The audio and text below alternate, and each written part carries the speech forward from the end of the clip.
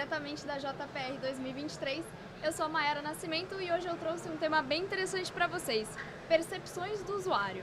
Para isso, nossos convidados especiais, o Rafael Ruiz, que é professor e coordenador em universidades aqui de São Paulo, ele leciona há 20 anos, é diretor do Instituto de Radiologia na Palma da Mão.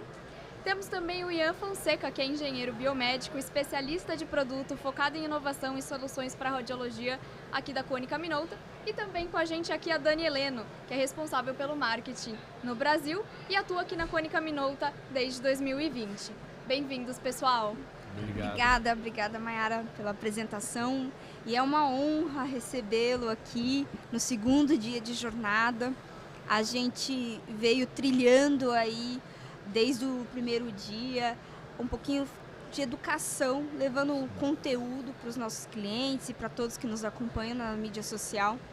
E receber uma pessoa que está tão dedicada ali na percepção, né, do usuário é muito importante a gente escutar um pouquinho da sua experiência também.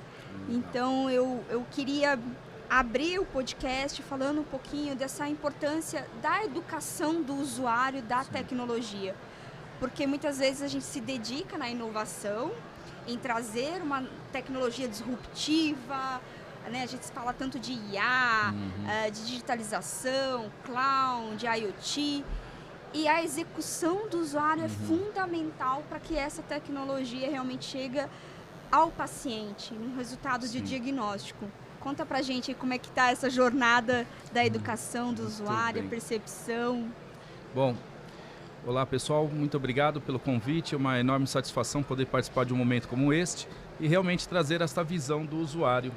Como professor profissional das técnicas radiológicas há mais de 20 anos, tive a oportunidade de iniciar como técnico, posteriormente tecnólogo, aí fui estendendo para pós-graduação, mestrado e inclusive com uma semelhança aí em relação ao Ian, o meu mestrado foi na área de engenharia biomédica e temos a oportunidade que o Ian possa nos explicar um pouquinho sobre esta fantástica tecnologia no raio-x, mesmo com tantas tecnologias, exames híbridos, mas a radiologia sempre foi e sempre será nossa queridinha, de alguma maneira. Tudo começou pelo raio-x, então nós não podemos esquecê-la. Muito pelo contrário, muitos alunos me perguntam se o raio-x deixará de existir. Eu falo que jamais.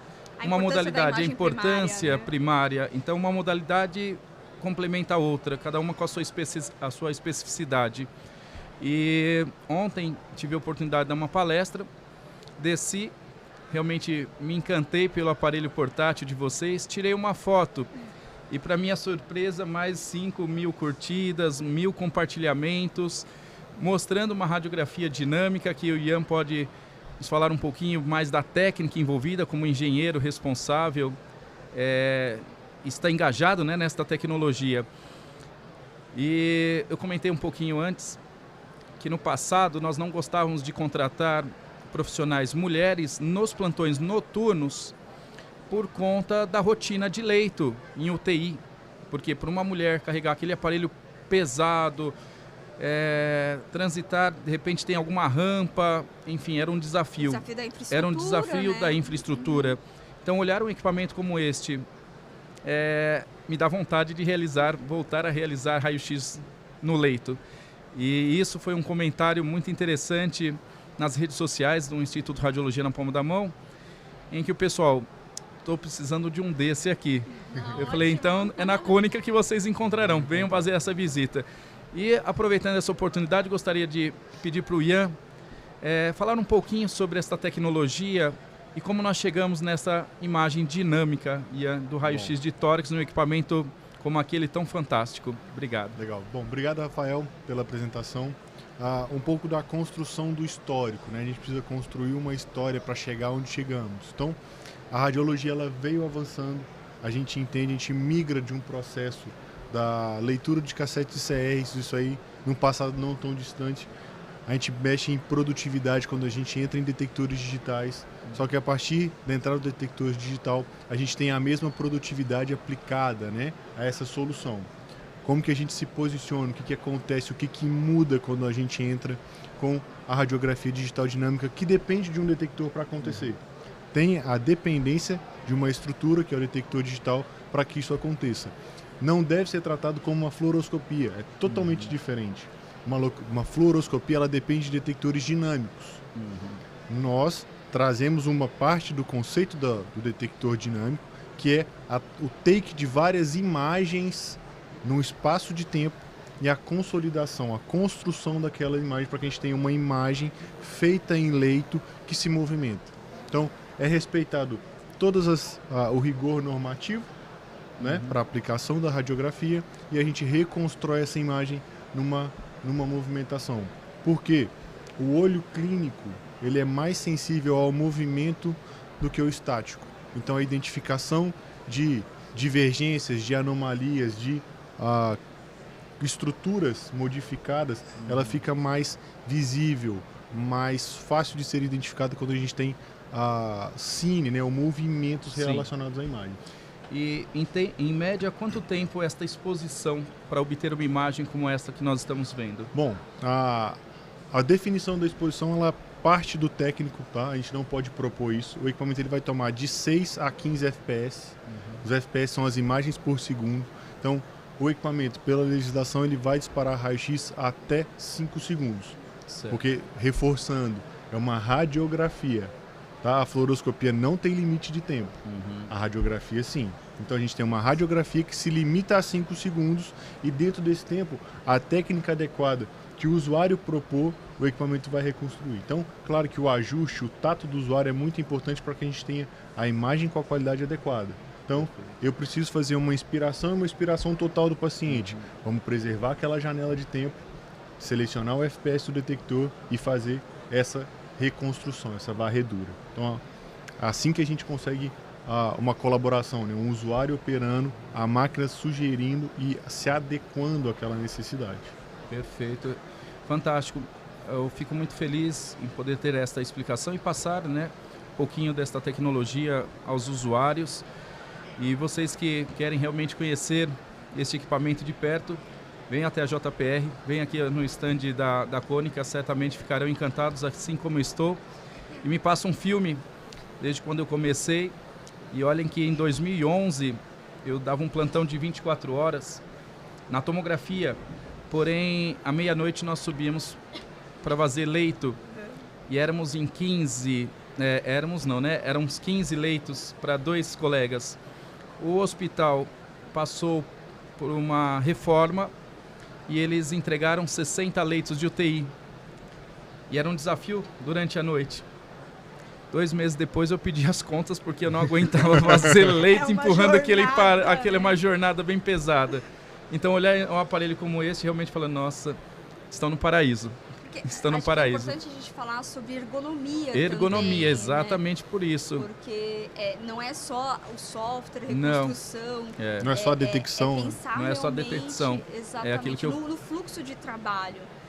Os nossos hospitais, eles foram ampliando. Acho que a gente passou por isso por grande parte, né, dos hospitais. Foram crescendo leitos. Sim. E muitas vezes tem que fazer o puxadinho, né? Então cria-se Exato, cria-se rampa. Degrau. E tudo isso dificulta, e se você buscar, né? Até acidentes já ocorreram. Exato. Com aparelhos portáteis. Porque pode voltar com peso. E então, associando toda esta questão da ergonomia com a tecnologia em que eu não preciso esperar para ver a imagem, né?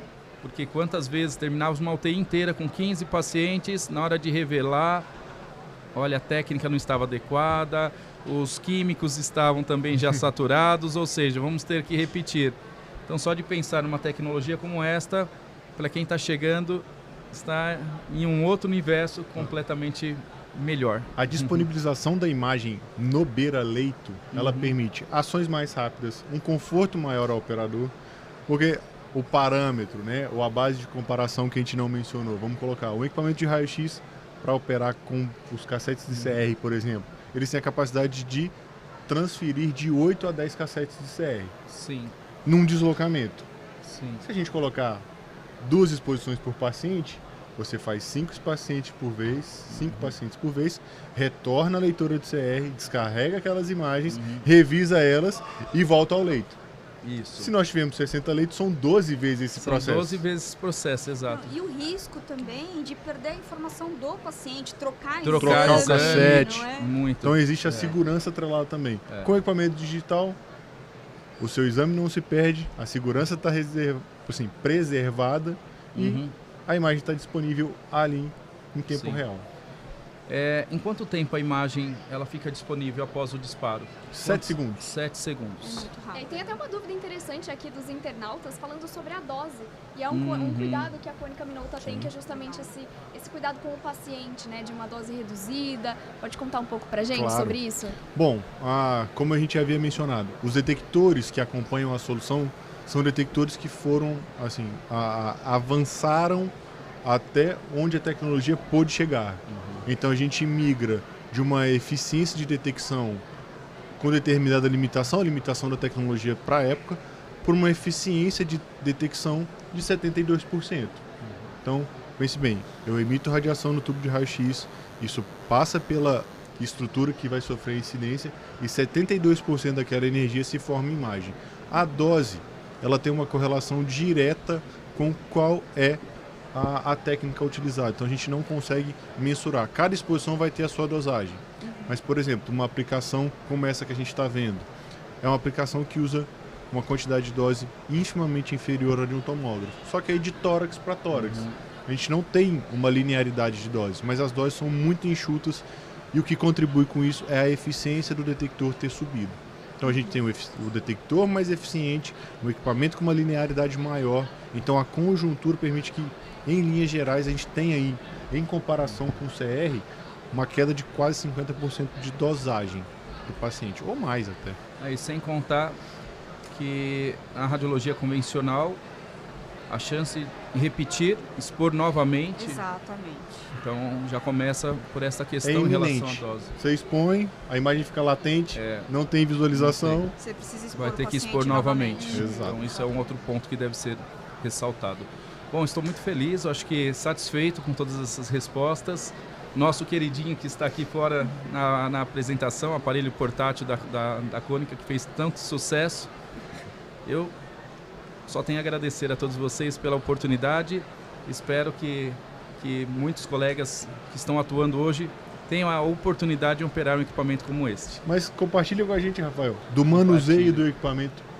A imagem, a gente entende a diferença, ou como a gente chegou, aonde a gente chegou. Sim. Agora, do uso, da manipulação de move à direita, move à esquerda, conduz à frente. É realmente encantador. E eu sou ainda da época daqueles que você tinha que soltar mesmo o aparelho, né, na torre. Pica-pau, né? Era o famoso pica-pau. Então, até dependendo do movimento, ele ainda passava por cima do seu pé. Porque você estava tentando empurrar, na hora que ele voltar com tudo para cima do seu pé. Até a colimação, realmente algo diferenciado. E, sem dúvida, tudo isso ajuda não só na aquisição, mas segurança do paciente, segurança do profissional que está operando e a qualidade de imagem, o quanto que realmente podemos entregar algo que o médico estará mais seguro na hora de analisar e interpretar uma imagem, até porque no leito você ter um raio-x digital em que você pode manipular esta imagem, de repente seja para avaliar uma sonda, um catéter, alguma coisa um pouco mais específica, o que em um raio-x convencional fica muito mais difícil para você buscar este resultado. Então, realmente, eu só vejo vantagens e... O paciente de leito, ele tem uma dificuldade de mobilidade, de posicionamento, né? Então, a importância da gente ter essa flexibilidade de posicionamento do tubo de raio-x isso é faz fundamental, faz toda a diferença. Né? Porque... Aqui a gente está vendo imagem de tórax, mas também tem imagens de joelho, de ortopedia. De ortopedia, abdômen, para avaliar sonda nasointeral, enfim, várias possibilidades. E o que acabaram de mencionar sobre a dificuldade em realizar um exame no leito, que normalmente nós adaptamos o paciente ao posicionamento, mas neste caso nós temos que adaptar o posicionamento às condições do paciente, e um aparelho como esse faz total diferença. Certo. E até para o diagnóstico, né, como teve ontem no simpósio que falamos sobre radiologia, sobre o DDR, né, paciente por volta de 20 anos tinha um rompimento ali, um desligamento no ombro, por 100 vezes e assim foi difícil diagnosticar com uma imagem fixa, né? Com o DDR fez toda a diferença. Sim. Então todo mundo sai ganhando, né, com o DDR. Todo mundo sai ganhando, graças a Deus. Muito bom. E para quem não conhece, passem aqui no stand, né, para conhecer. A JPR vai até domingo.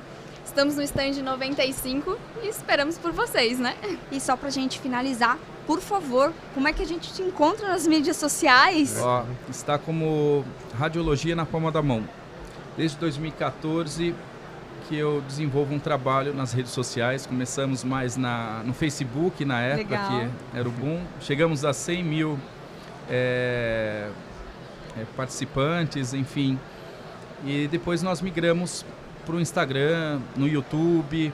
Então, paralelamente, como docente, eu tive a oportunidade em transmitir conhecimento para o Brasil inteiro. Me recordo da primeira vez que eu divulguei um post dando um link de um material que eu utilizava em sala de aula e nós tivemos 11 mil downloads. Aquilo me chamou a atenção, me encantou. Falei, nossa, mas isso é muito poderoso. E lá para cá, mergulhamos de cabeça. Graças a Deus, hoje o Instituto Radiologia na Palma da Mão cresceu, tem uma sede aqui em São Paulo.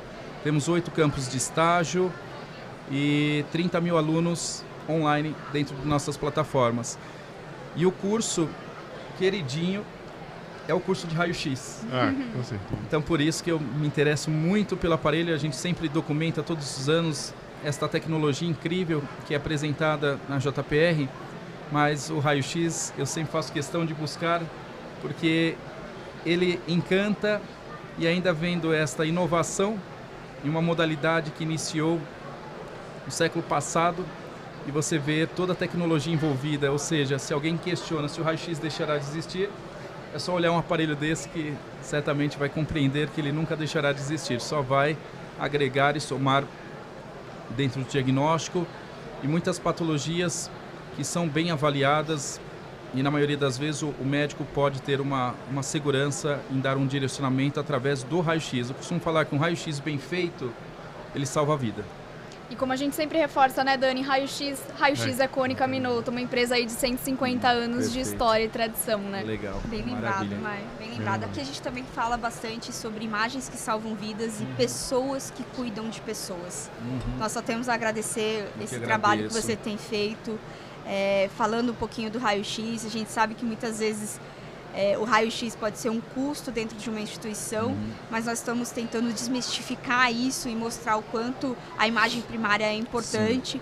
E o seu trabalho de levar essa educação faz toda a diferença. Obrigado. Nós vamos deixar os links aqui para te encontrar. Muito obrigado. Né? E vou convidar todo mundo que está aqui prestigiando esse podcast te seguir também, acompanhar o seu conteúdo, né? E conseguir também encontrar um pouco mais de material falando sobre a radiologia. É o que eu mais faço, compartilhar esse conhecimento. É o caminho para aquele que quer realmente atuar na área, não tem outro meio a não ser a educação, estar à frente desta tecnologia para que possa atender a demanda de mercado. Então tem que vir para cá. Muito obrigado, viu? Obrigada pela Obrigado. participação. Obrigada, gente.